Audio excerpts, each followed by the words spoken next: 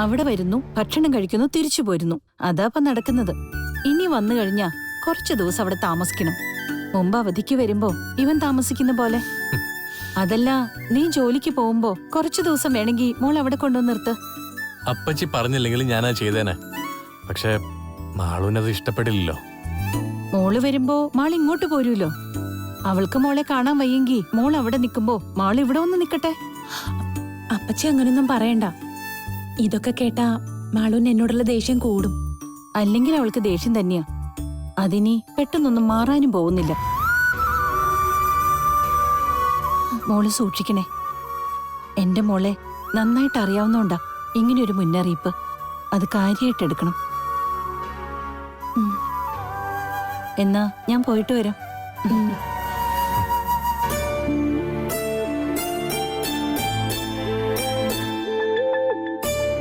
എന്തൊരു കെയറിങ്! ആരെ ഇതുപോലെ സ്നേഹിച്ചിട്ടില്ല അപ്പച്ചി.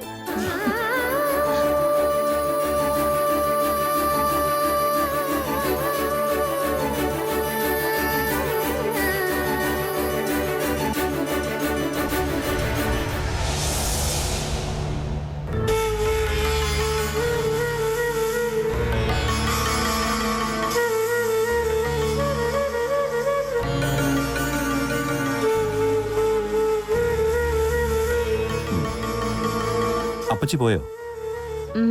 പോയി. ഇവിടെ വന്നിട്ട് അപ്പച്ചിക്ക് പോകാൻ മനസ്സിലാത്ത പോലെ തോന്നി. ഇനി അങ്ങനൊന്നും ചിന്തിക്കണ്ട അനന്തുവേട്ടാ.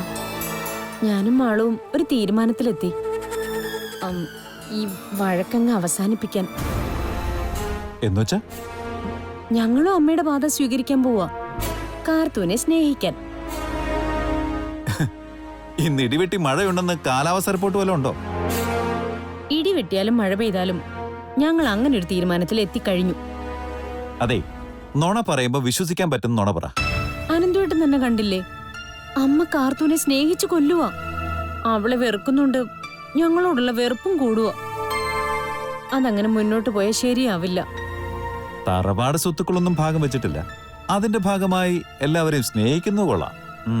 അതിനോട് ഞാൻ പൂർണ്ണമായി യോജിക്കുന്നു. എന്നാ അതല്ല നിന്റെ മനസ്സിലെങ്കിൽ എന്തോ ദുരുദ്ദേശം ഉണ്ടെന്ന് വേണം കരുതാൻ. ഒരു ദുരുദ്ദേശവും ഇല്ല. അവളോട് മാന്യമായി പെരുമാറിയെന്ന് കരുതി ഞങ്ങൾക്ക് നഷ്ടമൊന്നും വരാനില്ലല്ലോ. എന്നാ പിന്നെ ഇത് നേരത്തെ തന്നെ അങ്ങ് തീരുമാനിച്ച പോരായിരുന്നു? കാര്യങ്ങൾ ഇത്രത്തോളം എത്തിക്കണമായിരുന്നോ? ഇപ്പോഴാ നല്ല ബുദ്ധി തോന്നിയത്. ചേച്ചി അനീത്തിയും കൂടെ മറ്റെന്തെങ്കിലും പ്ലാൻ ചെയ്തിട്ടുണ്ടോ? അമ്മ കാർത്തൂനെ സ്നേഹിച്ചപ്പോഴും ഇത് തന്നെയല്ലേ അനന്തുവേട്ടൻ പറഞ്ഞത്? ആരുടെയും സ്വഭാവം എനിക്ക് അങ്ങോട്ട് പിടികിട്ടുന്നില്ല. അപ്പച്ചിക്ക് ബാധ കയറി കാർത്തു മന്ത്രവാദം ചെയ്തു എന്നൊക്കെയാണല്ലോ നീ പറഞ്ഞോണ്ടിരുന്നത്. നിങ്ങളുടെ മാറ്റത്തിന് പിന്നിൽ അത് തന്നെയാണോ കാരണം? അതൊന്നും എനിക്കറിയില്ല. അമ്മയ്ക്ക് അവളോടുള്ള സ്നേഹം കണ്ടപ്പോ എനിക്കും അവളെ സ്നേഹിക്കാൻ തോന്നി. മാളുവിനെ വിളിച്ച് ഞാൻ ഈ കാര്യം പറഞ്ഞപ്പോഴോ അവൾ എന്നേക്കാൾ മുന്നേ ഇങ്ങനെ ഒരു തീരുമാനത്തിലെത്തിയെന്ന്. അപ്പോ അരുണിനായിട്ടുള്ള കാത്തിരിപ്പ് അവൾ അവസാനിപ്പിച്ചോ?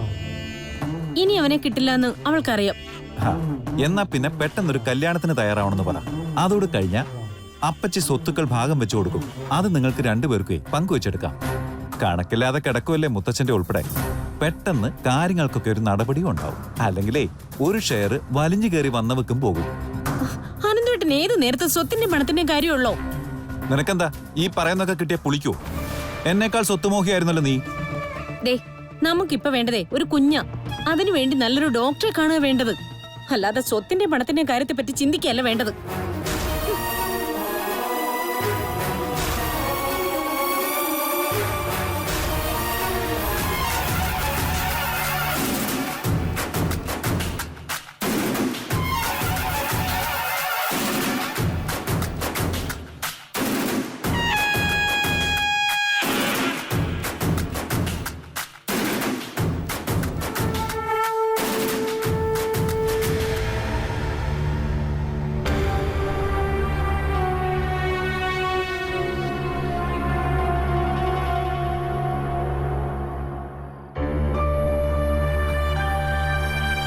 അന്ന് വന്നു പോയ ശേഷം അമ്മയുടെ ഒരു വിവരമില്ലല്ലോ കണ്ണേട്ടാ. അത് തന്നെ ഞാനും ആലോചിച്ചോണ്ടിരിക്കുന്നത്. അമ്മയ്ക്ക് എന്തോ സംഭവിച്ചു എന്നുള്ള കാര്യം ഉറപ്പാ.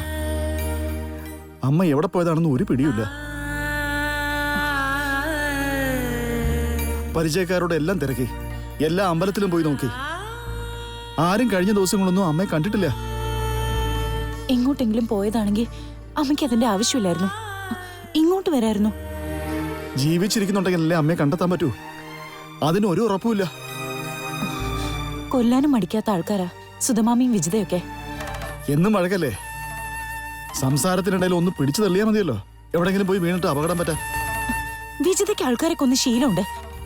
അവള് ചെയ്ത കൊലപാതകത്തിനല്ലേ ദീപം പോയി ജയിലിൽ കിടന്നത്. അതാ എനിക്ക് സംശയം. എന്തും ചെയ്യാൻ മടിയില്ലാത്ത കൂട്ടങ്ങളാ. സംഭവിച്ചത് എന്താണെന്ന് പറയാൻ പറ്റില്ല. ഏതായാലും ഇനി അധികം കാത്തിരിപ്പൊന്നുമില്ല. ദീപന്റെ മുമ്പിൽ വിജയക്ക് സത്യം പറഞ്ഞല്ലേ പറ്റൂ. അങ്ങനെ അവള് പറഞ്ഞില്ലെങ്കിൽ അവൾക്ക് ഉടനെ ചില നഷ്ടങ്ങളുണ്ടാവും. എന്ത് നഷ്ട കണ്ണേട്ടാ. ഉണ്ണി എങ്ങനെയെങ്കിലും അവളുടെ ജീവിതത്തിൽ നിന്ന് പോണെന്ന് പറഞ്ഞിരിക്കും അവള്. അതുകൊണ്ട് നഷ്ടം ഉണ്ണിക്ക് തന്നെയായിരിക്കും. അതാണല്ലോ വേണ്ടതും. ഈ കാട്ടിക്കൂട്ടിയതൊക്കെ എന്തിനു വേണ്ടിയാണെന്ന് ചിന്തിക്കേണ്ട ഒരു സമയം വന്നല്ലേ പറ്റൂ. അമ്മയെ ഭാര്യയും മാമിയും കൂടെ കൊന്നു വെച്ചിട്ടുണ്ടെങ്കിൽ അമ്മയുടെ ശരീരം മറവ് ചെയ്യാൻ എല്ലാ സഹായവും ചെയ്തു കൊടുക്കുന്ന ഒരുത്തനാ ഇപ്പൊ ഉണ്ണി. അത്രയ്ക്ക് ദുഷ്ടനാവൻ.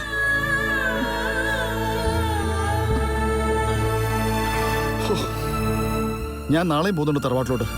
സത്യം അറിയുന്നവരെ പോവും. എത്ര ദിവസം ഒരേ കള്ളം തന്നെ ഇങ്ങനെ ആവർത്തിക്കും? അവിടെ പോയി വഴക്കൊന്നും ഉണ്ടാക്കല്ലേ. എനിക്കൊരു വഴക്കുമില്ല. എന്റെ അമ്മ ഇങ്ങനെ തന്നാ മതി.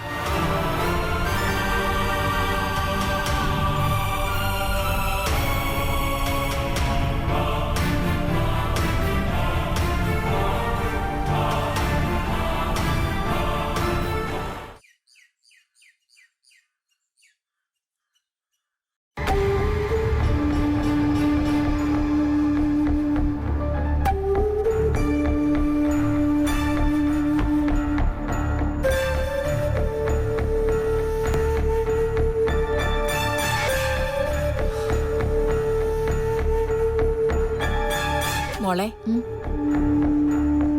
വയറ്റിലൊരു കുഞ്ഞുള്ളപ്പോഴേ നടക്കുന്നതിനേക്കാൾ നല്ലതാ കുനിഞ്ഞെന്ന് തൂക്കുന്നത്.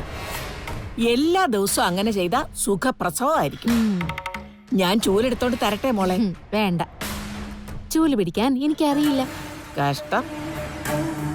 ഞാൻ മുറ്റം അടിച്ചു വരുമ്പോഴേക്കും അടുക്കളയിലെ പണിയെല്ലാം തീർത്തു വെക്കുന്ന ഒരു മോളായിരുന്നു എനിക്കെങ്കിൽ ഞാൻ രക്ഷപ്പെട്ടേനെ. അടുത്ത ജന്മത്തിലെ അങ്ങനെ ഒരു മോളെ കിട്ടാൻ വേണ്ടി അമ്മ പ്രാർത്ഥിക്കും. ഈ ജന്മത്തിൽ ഇതാ അവസ്ഥ. ഇനി അടുത്ത ജന്മത്തിലെ സന്താനങ്ങളെ അച്ഛനമ്മമാരുടെ മുതുകത്ത് കയറി നൃത്തം ചവിട്ടുന്നങ്ങളായിരിക്കും, കാളിയ മർദ്ദനം നടത്തുന്നവര്. ഇന്നത്തെ കാലത്ത് 5 സെന്റ് ഭൂമിയിലാ ഓരോരുത്തരുടെ വീട്. അത്ര പോലും ഇല്ലാത്തവരും ഉണ്ട്. ഇത് പൊടപണ്ടാരം പോലൊരു വീടും ഏക്കർ കണക്കിന് ഭൂമിയും. ഓ, ഒരു പോത്ത് ഇവിടെ കിടന്ന് ഉഴുതു മറിച്ചെന്ന് കരുതി മറ്റുള്ളവർക്ക് അത് പറ്റുമോ? ജോലി ചെയ്ത് ഓരോ ദിവസവും ഞാൻ തളർന്നിരിക്കുക.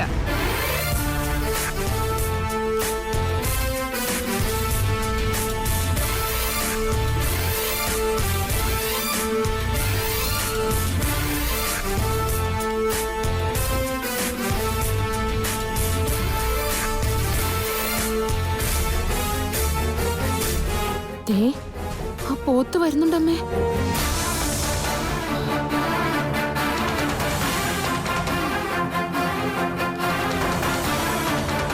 എന്റെ അമ്മോ, എപ്പോ വരുമെന്ന് ചിന്തിച്ചോണ്ടിരിക്കയായിരുന്നു ഞാൻ.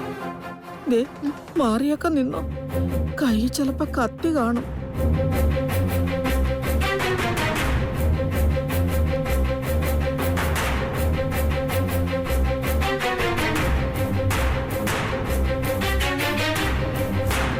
അമ്പലത്തിലും അമ്മ പോവാൻ സാധ്യതയുള്ള എല്ലാ സ്ഥലത്തും നോക്കി, എവിടെയും കാണാനില്ല. അതുകൊണ്ട് പതിവ് കള്ളം ഇനി പറയണ്ട. കണ്ണം വരുമ്പോ കനകേച്ചി ഇവിടെ ഇല്ലാത്തതിന് ഞങ്ങൾ എന്ത് ചെയ്യാനാ കണ്ണ?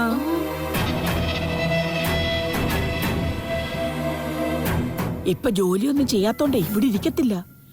ഏതു നേരവും പുറത്താ. പുറത്താണെങ്കിൽ പുറത്തുള്ളവർ അമ്മയെ കാണണ്ടേ?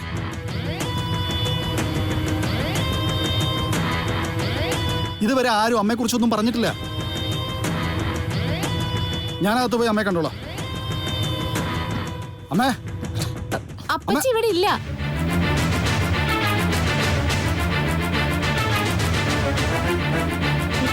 ഞങ്ങളെ നോക്കണ്ട കണ്ണ, നീ ഇങ്ങോട്ട് വരുന്നതിന് തൊട്ടു മുമ്പ് ചേച്ചി പുറത്തോട്ട് ഇറങ്ങിയതേ ഉള്ളൂ. എന്നിട്ട് മാഞ്ഞു പോയോ? റോഡിൽ നിന്ന് തറവാടിന്റെ ഗേറ്റ് വരെ വരാൻ 200 മീറ്റർ എങ്കിലും നടക്കണം. എന്നിട്ട് ഞാൻ കണ്ടില്ലല്ലോ. അല്ല, ഇത്തിരി മുമ്പെന്ന് പറഞ്ഞ ഒരു 5-6 മിനിറ്റിന് മുമ്പാ. അമ്മയെ തേടി വരുമ്പോഴേക്ക് ഇങ്ങനെ എന്നെ ആശ്വസിപ്പിച്ച് വിടാതെ നടന്നതുപോലെ പറയണം രണ്ടാളും.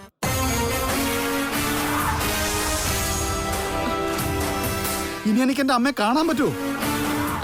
ഇന്നൊന്ന് അമ്പലത്തിൽ പോയി നോക്ക്, ചിലപ്പോ അവിടെ കാണും. കഴിഞ്ഞ തവണ കണ്ണേട്ടം വന്നപ്പോ തളിക്കുളത്തുള്ള അപ്പച്ചിയുടെ കുടുംബക്ഷേത്രത്തിലേക്കാ പോയത്.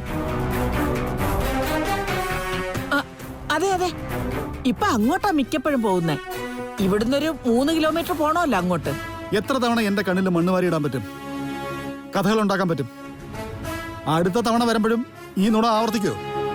എപ്പോഴാ വരുന്നതെന്ന് പറഞ്ഞ ചേച്ചി ഇവിടെ പിടിച്ചു നിർത്താം.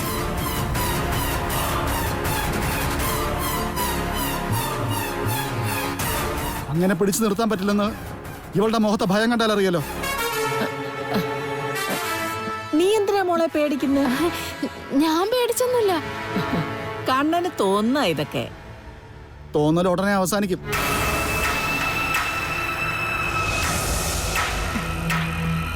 അമ്മ എവിടെ പോയെന്ന് എല്ലാവരുടെയും നാവിൽ നിന്ന് അറിയാതെ പുറത്തു വരും.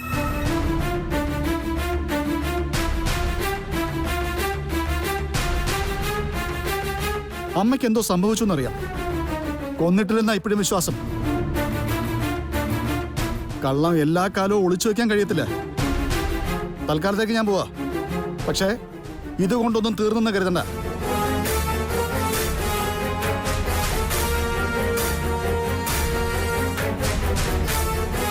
അവന്റെ ഒരു ഒടുക്കത്തെ സംസാരം. അമ്മ എന്തിനാ അങ്ങനെ പറഞ്ഞത്? അയാളെ വിളിച്ചു വരുത്തിയ ആ കിളവിയെ കാണിച്ചു കൊടുക്കാൻ പറ്റൂ. രക്ഷപ്പെടാൻ ഓരോ ദിവസവും ഓരോരോ അടവുകൾ പറയാ. ഇന്നത്തെ ദിവസം ഏതായാലും ഇങ്ങനെ കഴിച്ചു കൂട്ടാലോ. നാളെ മുതൽ ദേ പുറത്തേക്കെങ്ങും ഇറങ്ങണ്ട. നമ്മക്ക് കഥ കടച്ചകത്തിരിക്കാം. ഉണ്ണിയോട് പറയാം ഇന്ന് തന്നെ ഒരു ക്യാമറ വെക്കാൻ. അപ്പൊ അകത്തിരുന്ന് കാണാമല്ലോ പുറത്താരാ വരുന്നതെന്ന്. മുൻവശത്തെ വാതിൽ തുറക്കേണ്ടവരുടെ മുന്നിൽ മാത്രം തുറന്നാ മതി. അതേ ഉള്ളിന് രക്ഷ. ക്യാമറ കൂടി വെക്കാത്തന്റെ കുഴപ്പമേ ഉള്ളൂ.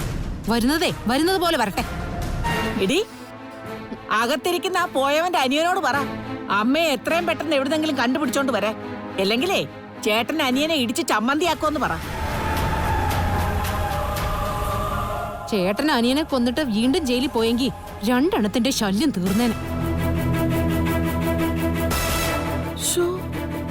ഇങ്ങനെയുണ്ടാവോ മക്കള്? കെട്ടിയോ ചാകാൻ വേണ്ടി പ്രാർത്ഥിക്കുന്ന ഒരുത്തി ഇവൾ എന്റെ വയറ്റിൽ തന്നെ വന്ന് പിറന്നല്ലോ ഈശ്വര.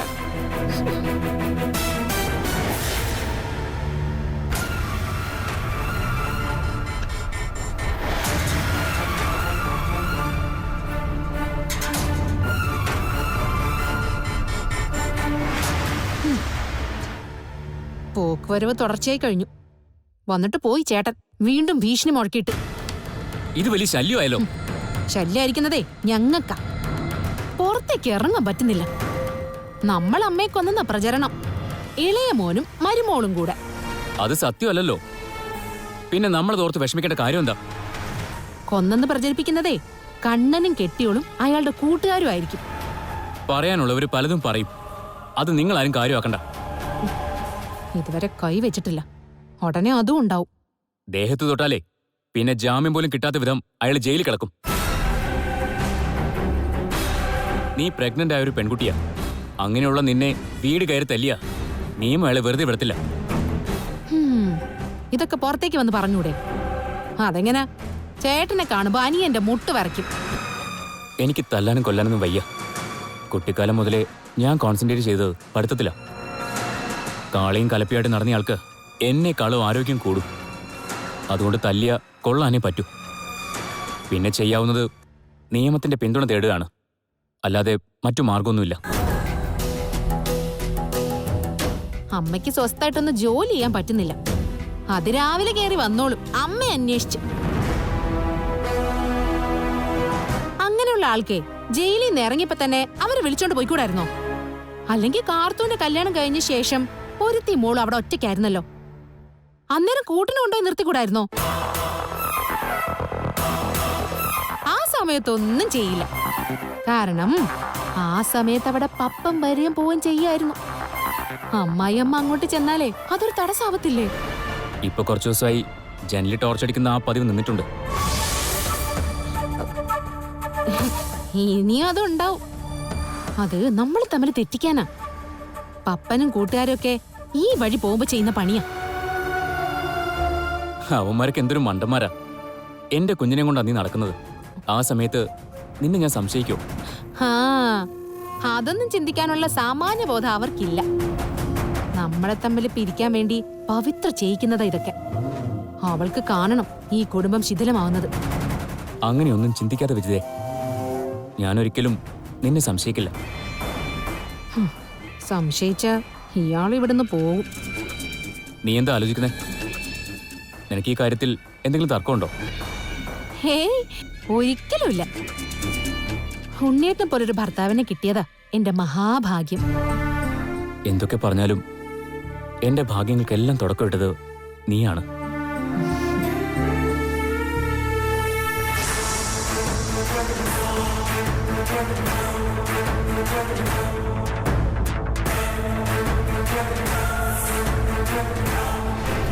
ഇതെങ്ങനെ വെറുതെ വിടാൻ പറ്റില്ല പാപ്പ. ഇന്ന് എനിക്ക് രണ്ടിലൊന്നും അറിയണം. എന്റെ അമ്മ ജീവനോടെ ഉണ്ടെന്നുണ്ടെങ്കിൽ എനിക്ക് ഇന്ന് എന്റെ അമ്മയെ കാണണം. ഇന്നലെ അവിടെ പോയപ്പോ ഉണ്ണിയെ കണ്ടതുകൊണ്ടാ ഞാൻ മടങ്ങിപ്പോന്നത്. അതല്ലെങ്കിൽ ഇന്നലെ തന്നെ ഇതിനൊരു അവസാനം ഉണ്ടാക്കിയേനെ. കണ്ണേട്ടൻ വിഷമിക്കണ്ട. അമ്മ അവിടെ ഉണ്ടെങ്കിലും ഇല്ലെങ്കിലും ഇന്ന് നമുക്കറിയാൻ പറ്റും. ദീപ, ഇനി നീ വിചാരിച്ചാലേ അതിന് സാധിക്കും. നിന്റെ മുന്നിൽ വിറച്ചു നിൽക്കുന്ന വിജിത ഏതായാലും സത്യം പറയാതിരിക്കില്ലല്ലോ. പപ്പേട്ട, ഇന്ന് അവിടെ ഉണ്ണിയെ കണ്ടാലും ശരി ഇല്ലെങ്കിലും ശരി അറിയേണ്ട കാര്യം അറിഞ്ഞിട്ടേ ഞാൻ ഇങ്ങോട്ട് വരികയുള്ളൂ. എന്റെ ഭയം ശരിയാവുന്നു എന്റെ സംശയം. അമ്മയവരെ എന്തെങ്കിലും ചെയ്തു കാണോ? കൊന്നു കുഴിച്ചു പൂണാൻ പോലും മനസ്സുള്ള മകനാ അവിടെ ഉള്ളത്.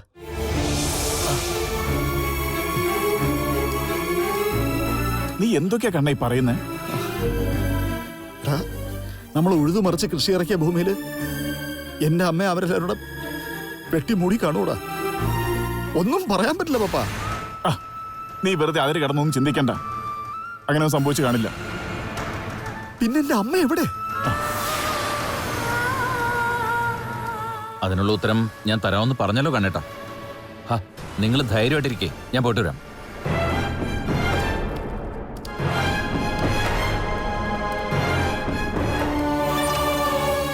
അമ്മയെ കാണാൻ അവിടെ ചെന്നപ്പോഴൊക്കെ എന്റെ മുമ്പിൽ നിന്ന് വിറക്കി അവിടെ ഉള്ളവരൊക്കെ.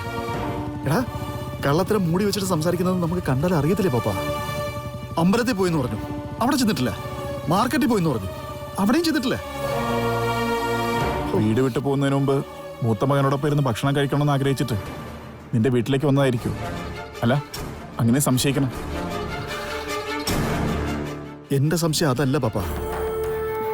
നീ എന്ന് പറഞ്ഞതുപോലെ എന്റെ അടുത്ത് വന്ന് ആഹാരം കഴിച്ചത് അറിഞ്ഞിട്ട് ഇനി അമ്മയെ പിടിച്ച് തള്ളുവോ മറ്റോ ചെയ്തപ്പോ അമ്മയ്ക്ക് എന്തെങ്കിലും സംഭവിച്ചോന്നാ? ഈശ്വര, ഒരുപക്ഷെ കിടപ്പിലാണെങ്കിലും കേറി കാണാൻ അനുവദിക്കാലോ. അമ്മ സത്യം പറഞ്ഞു കഴിഞ്ഞാ നിന്റെ കയ്യിൽ നിന്ന് അവർക്കൊക്കെ തല്ലുകൊള്ളേണ്ടി വരില്ലേ? ഇല്ലേ കണ്ണാ? ദീപം പോയിട്ടും കണ്ടില്ലെങ്കിൽ നമുക്കൊരു കേസ് കൊടുക്കാം. പോലീസുകാർ വന്നു കഴിഞ്ഞാൽ സത്യം പറയാതിരിക്കാൻ പറ്റില്ലല്ലോ. പോലീസുകാരെക്കാളും പേടിയാ അവർക്ക് ദീപനെ. അതുകൊണ്ട് അവൻ മടങ്ങി വരുന്നവരെ കാത്തിരിക്കാം.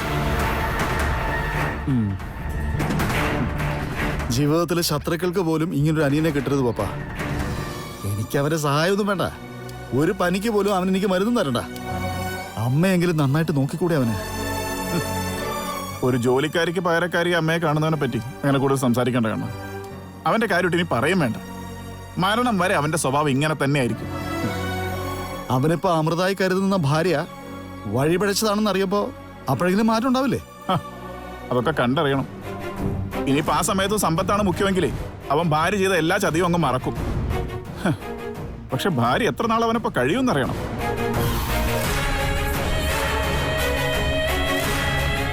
എടാ, സ്വന്തം ഭാര്യ അംഗീകരിക്കാത്ത പുരുഷൻ ഇനി എന്തൊക്കെ സമ്പാദിച്ചു എന്ന് പറഞ്ഞിട്ട് എന്താ കാര്യം? അവൻ പിന്നെ മരിച്ച പോലെ ജീവിക്കും അവസാന നാൾ വരെ. അത്ര തന്നെ.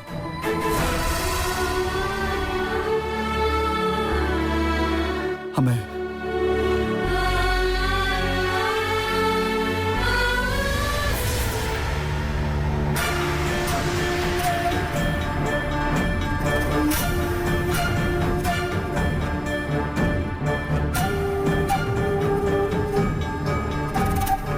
എത്ര നേരമായിട്ട് ഞാൻ ഒരുങ്ങിയിരിക്കുക ഇവിടെ. അമ്പലത്തിലോട്ട് പോകാൻ ഇത്രയൊക്കെ ഒരുക്കം വേണോ? എന്താടി, ആ മുട്ടാളം വരുന്നുണ്ടോ? ഒന്ന് കാണണമെന്നുണ്ട്. പക്ഷെ മുന്നിൽ പോയി നിന്നാലേ അവരെ കുറിച്ച് തിരക്കും, എന്റെ അപ്പച്ചിയെ കുറിച്ച്. അതിനു വേണ്ടിട്ടാ അമ്പലത്തിലോട്ട് പോകാന്ന് പറഞ്ഞത്. ദൈവത്തിന്റെ മുമ്പിൽ പോയി സാഷ്ടാംഗം വീഴാം, സങ്കടം പറയാം. നമ്മൾ കൊന്നിട്ടൊന്നുമില്ലല്ലോ. അവർക്ക് തിരിച്ചു വരാൻ തോന്നുന്നെങ്കിൽ തോന്നട്ടെ. ഇങ്ങോട്ട് വന്നില്ലെങ്കിലും കുഴപ്പമില്ല, ആ കണ്ണന്റെ വീട്ടിലേക്ക് പോയാ മതി. ഇങ്ങോട്ട് തന്നെ വരണമെന്നാ എന്റെ പ്രാർത്ഥന. അവര് പോയപ്പോഴാ ഈ വീടിന്റെ ജോലിയുടെ വലിപ്പം മനസ്സിലായത്. മടുത്തു മോളെ, മടുത്തു. ആ വാ, ഇറങ്ങാം.